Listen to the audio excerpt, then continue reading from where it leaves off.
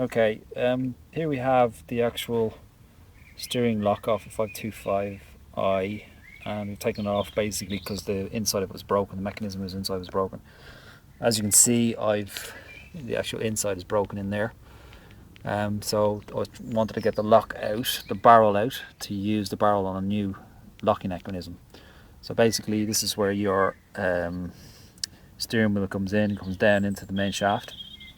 This is where your key goes in, and what I've done is I've just taken it off and cut through it with a hacksaw down here to get access to it. If I take this away from it, because it makes it easier to see, this is the actual orientation that it would sort of be in the car in that angle. So you'd be putting your key in to ignition from this at this angle.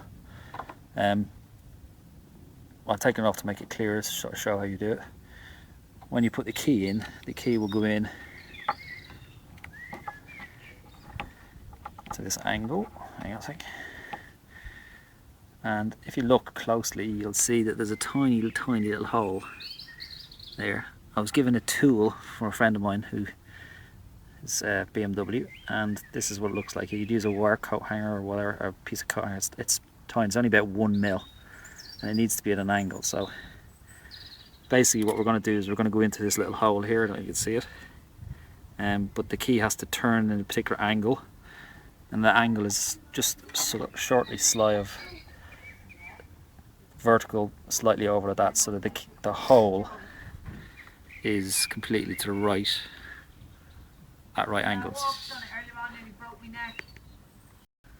Okay, looking at it closely, you can see on the side there's an actual marking, like a line running down the side, and it's almost identically, it's on the right hand side, perfectly on the right hand side at 90 degrees. That little hole that's in there needs to line up with that line. So in other words, it has to be effectively at right angles. So what I'm going to do is I'm just going to pass it over to my assistant who will photograph me putting it in and showing you how to do it, because this is the bit that was missing off the things that I've seen on the web. So 2 seconds and we'll switch over to that view. Okay? Goodbye. Okay, so sorry about the train in the background here now, hang on. Okay, what we're going to do is, if you imagine that's the angle of the key onto the shaft here, I'm going to take it away again. If they line up with that line, you can move it forward slightly. If you put the tool in at an angle, it should slide in. If it doesn't slide in, you haven't got it in the right place. Turn the key completely clockwise until it stops and it can't go any further. And now you can see it's almost lined up perfectly with this line on the other side at 90 degrees, so it's straight at 90 degrees.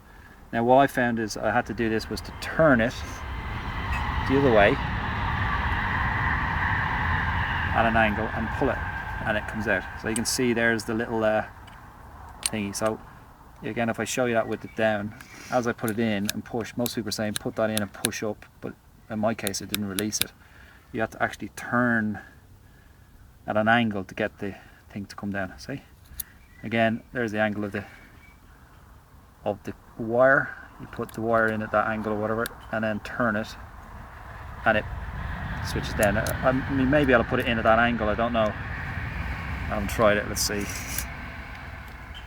No, that doesn't work. I can't get it to work, and I can't put it in directly at the angle to push it. So the only way for me was to put it in at an angle like that, make sure it's completely turns clockwise, anti-clockwise, so the key can't go any further, and then turn it and it goes down.